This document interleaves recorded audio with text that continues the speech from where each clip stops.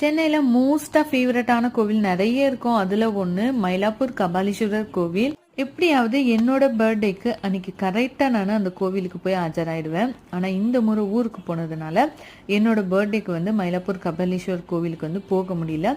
ஆனா இந்த மந்த் எண்டுக்குள்ள போயிடணும் அப்படின்னு சொல்லிட்டு நினைச்சிட்டே இருந்தேன். வெள்ளிக்கிழமை அன்னைக்கு ஃபேமிலியா நாங்கள் எல்லாரும் சூப்பராக சிவனப்பாவை பார்த்து தரிசனம் பண்ணிட்டு வந்தோம். கோபுரத்தில் உள்ள நுழைஞ்ச உடனே விநாயகர் சிலை இருக்கும். அது பக்கத்திலேயே ஒரு பெரிய சிவலிங்கம் இருக்கும். அந்த சிவன் கிட்ட நீங்கள் என்ன வேண்டுதல் கேட்டாலும் கண்டிப்பாக அந்த சிவனப்பா நடத்தி வைப்பாரு. எனக்கு நிறைய விஷயங்கள் நடத்தி வச்சிருக்காரு. இப்போ நவராத்திரி சீசன் ஆரம்பிக்க போகுது இல்லையா, அங்கே மயிலாப்பூர் சைடு ஃபுல்லாகவே கொலு பொம்மைகள் நிறைய வச்சுருந்தாங்க. அந்த ஏரியாவுக்கு சொல்லவே தேவையில்லை. கோவில் பக்கத்திலேயே பார்க்குற இடமெல்லாம் கொலு பொம்மைகள்லாம் நிறைஞ்சு இருந்தது. நம்மள அழைச்சாலும் ஒரு வீடு 2 வீடு தான் அழைப்பாங்க. நிறைய வீட்டில் கொலு வச்ச மாதிரி இருந்துச்சு.